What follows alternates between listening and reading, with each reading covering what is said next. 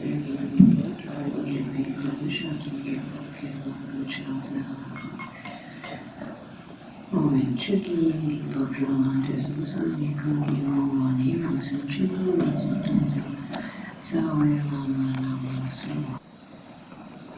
it's story time again.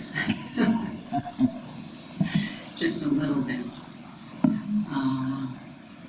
Let's start my talk with a continuation of the story from where I left off. And there's no need to fill in too many details because there is a book, the Dharma Treasure in the Mountain Valley, I believe it's called, available through Vimala Treasures website, which gives an account of Rinpoche's early accomplishments beyond the book that was published recently, which was about Rinpoche's life in Tibet.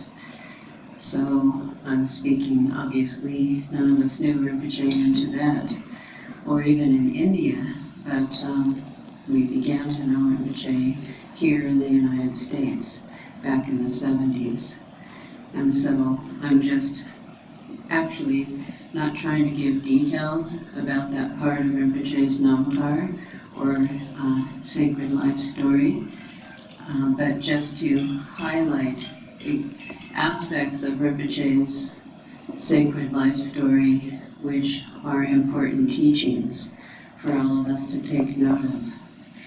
And so during the time that Rinpoche was convalescing after Rinpoche's surgery, Rinpoche was still always, actively thinking about how he could benefit beings. And because that's really why he was sent here by His Holiness the Dalai Lama to begin with. And I felt Rinpoche actually even said too, he didn't feel he could really benefit the Tibetans in Canada that he originally came over with because they were all quite intent upon setting up their new lives and getting organized so that they could actually survive in this new land. But Rinpoche's focus was on, bringing sentient beings onto the path that leads to liberation.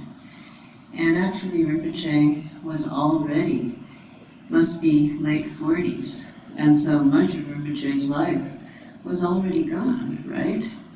Oftentimes we think by the time we reach 50, we're middle age, or we have middle age life crisis. But Rinpoche was actually just beginning with the main purpose for his Nirmanakaya.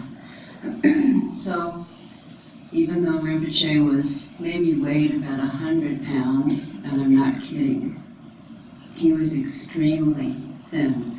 I could scoop him up, and sometimes I had to scoop him up and put him on the bed when Bob, the man that we lived with, wasn't home. And so he was very, very fragile and frail. And yet his mind was always focused and determined.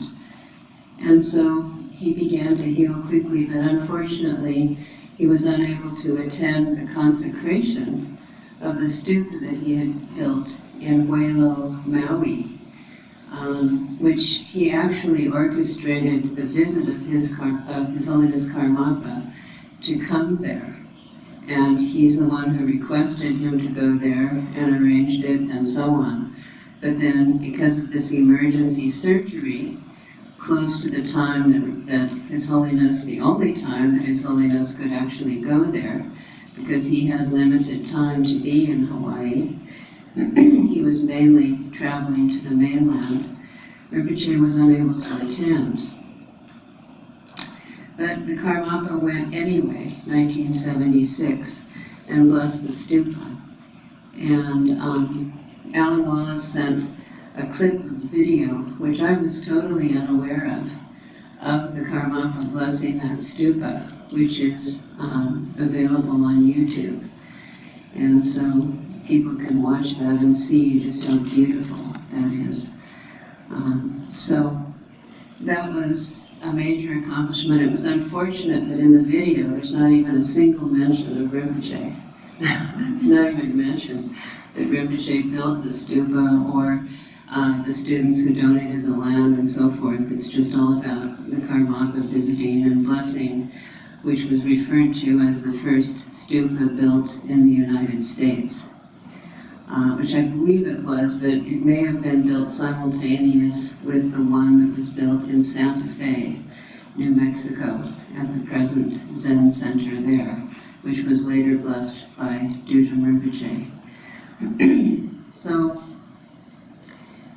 it was, I can't remember the exact dates and minor details, but it was a while for Rinpoche to recover. And in that time, Rinpoche was asked to be the representative of His Holiness Dudjom Rinpoche here in the Bay Area at the center that he was going to inaugurate. But His Holiness Dudjom Rinpoche didn't want to inaugurate the center unless there was a Lama who could watch over it. And so it became, excuse me, it became key for Rinpoche to, acknowledge that and be well enough to do that. So as soon as Rinpoche was well enough to do that, Rinpoche came to the Bay Area from Hawaii. And Rinpoche actually began, running the center, you might say, and accomplishing his guru's wish. But he was still very weak and was in the hospital, in and out of the hospital, a few times over the next year or so, with, the same illness and problem. But during that time, the thing that struck me the most was that Rinpoche was very keen on inviting lamas from all four traditions. And back in those days, there was not such an emphasis on the four traditions being separate and distinct as they came to this country. It was more like, this is Buddha Dharma coming to a new land, and whether it's Gelu or Sakya or Kargyu or Nyingma, it didn't really matter. Everyone was really happy to just receive it. And, well, I can't say everyone, but many were. And so, when you really think about how amazing it was, we had this little center on Hillgas in Berkeley, which is just like one block west of College Avenue.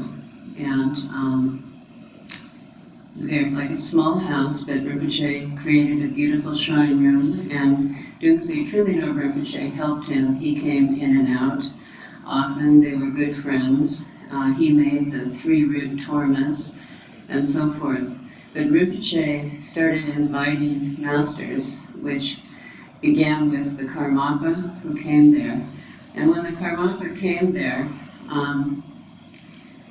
Gyaltsen Rinpoche offered the mandala. And this really sticks in my mind because although I wasn't there, I went back to India periodically to continue my studies in Dharma and Tibetan.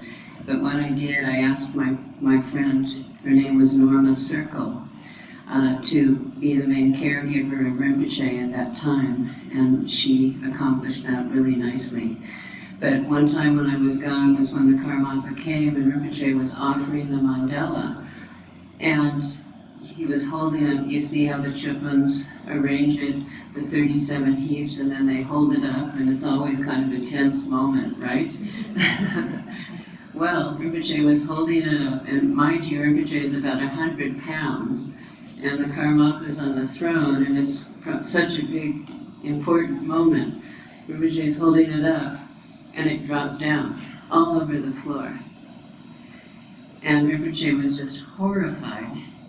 But the Karmapa got a big beaming smile, and he said, "See, I told you, this indicates that you will spread the Dharma in this country far and wide."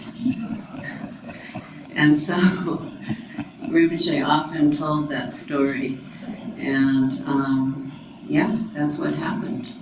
It was not inauspicious, it was auspicious. So there was that, and then Rinpoche was very keen on how we Westerners could understand how to visualize the mandalas. As many of you older students know, Rinpoche loved to teach generation stage, Keirin. And in fact, one of Rinpoche's first books is all about that. And so he invited Mewa Thupten, Khenpo Thupten, who was a famous Nyingma master for the construction of three-dimensional mandalas. And, you know, it was really lucky that Rinpoche could get these masters to come. He managed to get anyone that he wanted to invite. He managed to hook them. And so this Khenpo Thupten came, and he, with Rinpoche's help, they constructed a three-dimensional mandala right there in the Hilgas Center. And it was, as far as I know, it was the first time anything like that had ever happened. And Rinpoche was so proud of that.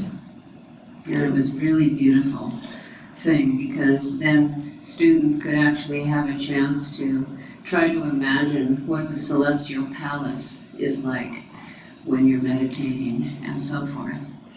And then Rinpoche brought teachers such as Kala Rinpoche, such as Sangye Dudjom Rinpoche, who was a great scholar and just a beautiful master, and famous for his millions upon millions of Mani Mantra accumulations. But he had been living in Seattle, Washington with the Sakya family since way before he came. He taught. Rinpoche invited also Sakya Treason Rinpoche came there, and the Dongtok Rinpoche came there, who was another great scholar. Later wrote the Tibetan English Dharma Vocabulary Dictionary, and used to attend all of our Drupchuts in the early years for Roger Kalaya. He had great faith in Dudjom Rinpoche, Dongtok Rinpoche. And then there was the Sakya, Nor Khenpo, Lama Kunga's brother. Sakya Lama Kunga lives here in the Bay Area on Kensington, has been there forever, and used to invite all the great lamas just like Rinpoche did. But he never moved from that original house. He's still in it. I ran into him at the Nomad restaurant a couple of years ago. It was really beautiful. He's still, and Rinpoche, even to, like, last time I was with Rinpoche, a few weeks before he passed, he asked about him. He always would ask me, does Sakya Kunga still exist? Because he would ask, does so-and-so still exist? And mostly the answer was, no, Rinpoche, and Rinpoche would go like that. That was his mudra for not existing. But in this case it was, yes, Rinpoche still exists, and then you'd get a thumbs up. So this is his brother, Nor Khenpo. He is really a good scholar, and he used to work with a number of Tibetan professors of Tibetan language, such as, what was his name, Davidson? Do any of you remember? Anyway, he actually acted as president of Organ Chuding for a while, red hair guy. Anyway, he became, Rinpoche's student too, although he was studying with Nor Khenpo, and they were studying a lot of important scriptures and so on, and that was very special. So that led to Rinpoche instigating a program that was held in the Berkeley Shambhala Center called the Diamond Path. And Rinpoche was the main person, Rinpoche and I, putting this on. And he wanted a representative from each of the four lineages to give a talk about the history of their lineage. So the Gelu master was Geshe Gelsen from Los Angeles, who was a friend of Rinpoche's. And the Sakya master was Nor Khenpo, that I just mentioned. And the Kargi master was Lama Lodru, who lives here in the Bay Area. And the Nyingma master was Rinpoche. And actually I translated for all of them, except for Lama Lodru at that event, because, the English was limited. But it was very well attended and very successful, and the first one of its kind. So I just tell the story because those are the kind of things that Rinpoche used to do. Rinpoche was never self-promoting, even about lineage. Rinpoche wanted people to understand that Dharma is Dharma. It's the speech of Lord Buddha Shakyamuni. And wherever there's Dharma, we should learn and respect and appreciate. And this is really something that we all need to take to heart more and more as, the world gets more and more divided and divisive and so forth. Our Rinpoche, our Guru, his emphasis was really just the opposite. He was extremely non-sectarian and open-minded, and therefore he could be close with all the different masters, including, which led to the highlight of those years, which was the visit of His Holiness the Dalai Lama in 1980. And that was the first time that His Holiness Dalai Lama visited San Francisco. Rinpoche was one of the sponsors, believe it or not.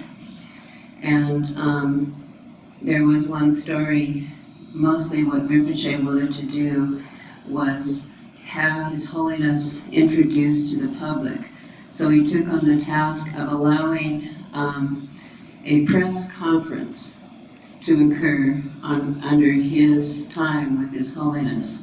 And he got one of his patrons who owned Scott Hall in San Anselmo to invite His Holiness into Scott Hall for this press conference.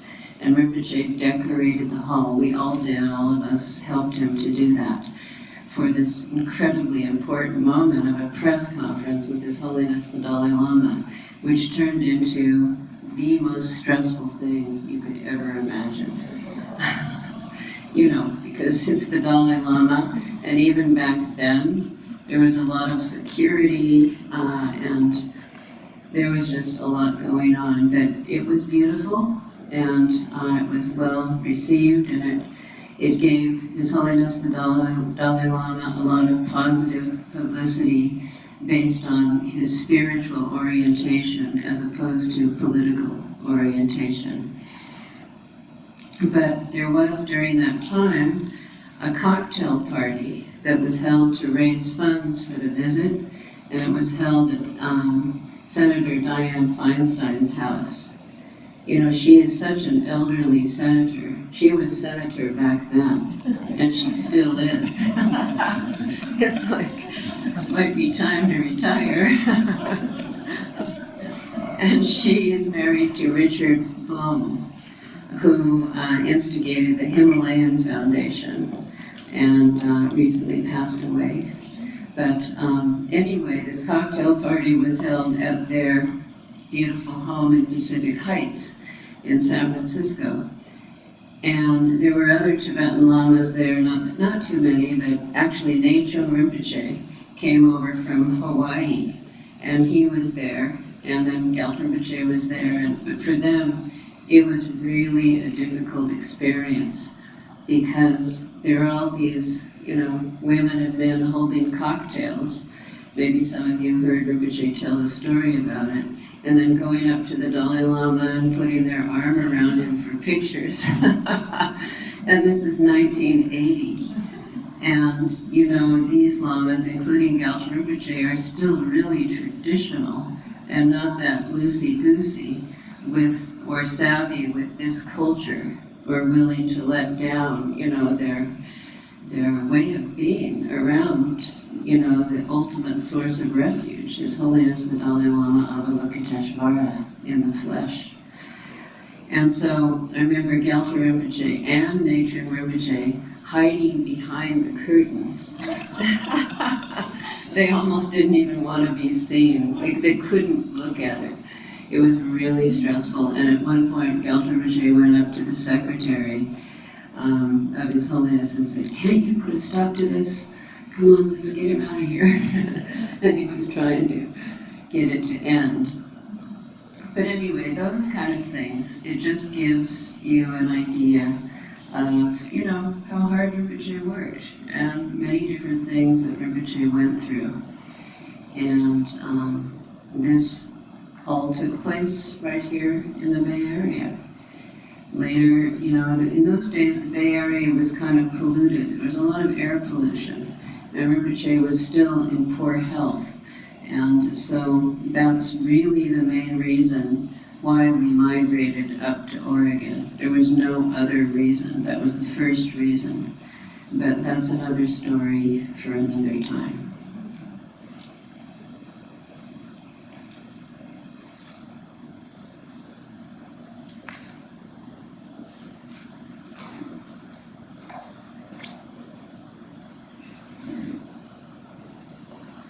So today, a little bit about, not much time left. I wanted to, there's questions about the calling the Lama from afar. And of course, I'm not going to go into any explanation about this, nor am I qualified to.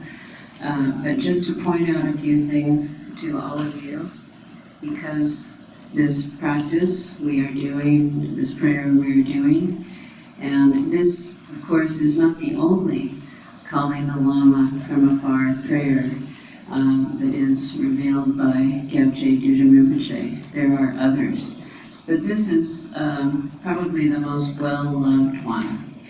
And when Kyabje Dudjom Rinpoche came to the States, this is the prayer that was distributed for everyone to do. And also the mudra that we're doing was composed by Kyabje Rinpoche in the West. He actually composed it in France. And then he added it to his collected works into the Truma volume. So it's considered to be the concise Truma mudra. And so this he understood to be something that would be useful for the Western students that he had met, because he saw how busy the lifestyle was, and that people would have a hard time making these 500,000 accumulations. So he wanted them to have less liturgy and more time to accumulate. That's why he wrote it. And he spread it far and wide. And there's different tunes for doing them, but the tunes that we're using and that Lama Jigme is using are the tunes that are close to how Kyabje Dudjom Rinpoche recited these prayers. And so, if you want to open to it, you can see just in the first part of it, when we're doing the very slow chanting, and with the melody that should really inspire devotion. That's the main point for the melodies. Before we start the fast part of the chanting. So the first part is all about how we understand the three kaya guru. And that really points to the three wisdoms of the ground. And I'm not so sure in this translation that they're clearly delineated here. But just to point it out, in Tibetan, this ngowo, that means the essence. And that corresponds to emptiness or dharmakaya. And so, in the first line, it's talking about what is this ngowo, what is this essence.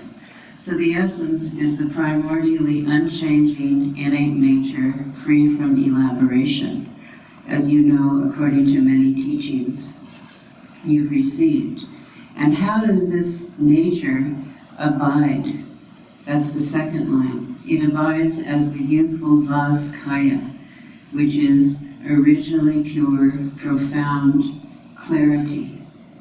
So this can be, the radiance of original purity abiding as the youthful Vas Kaya, which is a whole other explanation for another time. Third line, that is, the way that abides is what? Is the Dharmakaya Guru. Yeshe Dorje is Dudjom Rinpoche's name. It's his Dharmakaya name. So Yeshe Dorje, Wisdom Vajra, you who know, Kenno. Kenno is translated in different ways, sometimes as know me, Guru know me, which I happen to like, because you're calling to the Guru and you're praying to the Guru to direct his or her wisdom awareness upon you, or you who know. And then what are you praying for?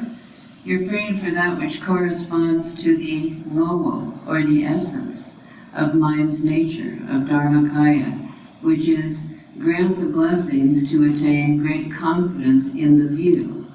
So view and essence are linked. View means the view of wisdom Dharmakaya, one's own nature, which of course the Guru embodies, and in this case it's the Guru, Dharmakaya Guru, Yeshe Dorje. Then, that's the first shloka, 4 verses. The next begins with the second of the 3 wisdoms of the ground, which is the Rangshin, or the nature, the intrinsic nature, Sambhogakaya. And so this is unceasing, it says here, conjoined configuration of luminous clarity. These translations do need to be upgraded a little bit, but that really means Magag Zongjuk Osal Gitsombu. The Sombu is mandala. Sometimes Sombu is translated as group formation. In the context of a mandala, group formation means the different deities that comprise the mandala configuration. But that's not really, that's why the word configuration is not really that good here, because this is Sambhogakaya, which is the unceasing non-duality of empty luminosity or clear light. So it's how Dharmakaya appears. Dharmakaya appears as Sambhogakaya for those who are ground-level bodhisattvas. And so that's what the nature or intrinsic nature means, and that's the second wisdom of the ground. And the way this wisdom abides, in the next line, is as the manifestation of the spontaneously present 5 certainties. And so that is something you've all learned about in teachings from Gyaltsha Rinpoche and Kyabje Dudjom Rinpoche and other teachers about how is Khandro, spontaneous presence of what? Spontaneous presence of the 5 certainties of Sambhogakaya. So this is the permanent way that Dharmakaya actually presents itself. When we become ground-level bodhisattvas ourselves, then that's how we will see things. We will also abide in the 5 certainties, which we're abiding in right now. It's just that we're shrouded by the veil of our own self-created ignorance. And so, what is this way of dwelling? This is the Sambhogakaya Lama, called Dejchen Dorje. And that's also the name of Kyabje Dudjom Rinpoche as his Sambhogakaya. Dejchen means great bliss, exaltation Vajra. So Yeshe Dorje is wisdom Vajra. Dejchen Dorje is exaltation Vajra. Know me, you, Guru, Sambhogakaya Guru, look upon me. I'm praying to you. Then, what are you praying for? Please grant the blessings to perfect great ability, it says in in meditation. So, view is Dharmakaya, Sambhogakaya is linked to meditation. So we have view, meditation, and conduct, right? So that's Dharmakaya, Sambhogakaya, Nirmanakaya. 3 names of Kyabje Dudjom Rinpoche applied to those 3 occasions. And so that's what this is pointing out to us. And here, you're praying for the blessings of the great unobstructed power of meditation, which is actually just the spontaneous presence of appearances, non-dual with their source, which is emptiness. And so Dharmakaya and Sambhogakaya as non-dual, and that is meditation. And then the third wisdom is compassion, or this tukje, which is the responsiveness and this energy, this unobstructed power of the responsiveness to the needs of sentient beings. This tukje, or compassion, is the third wisdom of the ground of original purity, the nature of our mind, the Buddha nature. And so it has no bias, as it says. It is the primordial wisdom, which is free from all limitation. So that's how it is. And it dwells. How does it abide?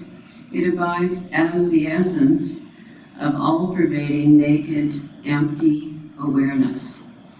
And so it means all-pervasive. All appearances are abiding as this bare or unclothed, or you could say just immediately appearing as Rigpa Yeshe, wisdom awareness. If one is sustaining the view, that's how all appearances are meant to be understood, and then they become the unobstructed power and blessing of compassion's energy. And what that is the Nirmanakaya Guru, the Tulku, called Dro Dul Lingpa, and that's the Terton name of Kyabje Dudjom Rinpoche. Dro Dul means tamer of beings. Lingpa means Terton. Know me, look upon me, and please grant the blessings to accomplish great progress in conduct. Here it says action. This also means, chudpa means conduct. And that means daily life more on the relative plane of human beings and how one engages, let's say post-meditation, when you get up from the seat and how you are carrying yourself forth in life as a practitioner. So please grant blessings for great progress so that view and meditation can be enhanced by this conduct and vice versa. And then it starts with the refrain of going on about what are the qualities of this capacity to sustain this as one just prayed. And so we can save that for another time. So these practices are incredibly profound. And it's not just, crying out or feeling sad or being inspired by the melody. So we all need to think about the meaning of the words. That's why, also translations are important, because they have to be accurate and inspiring. And a lot of these translations do need some upgrading, but this one is okay. But I wanted to take the time to, point it out to you, and hopefully that's helpful. Thank you.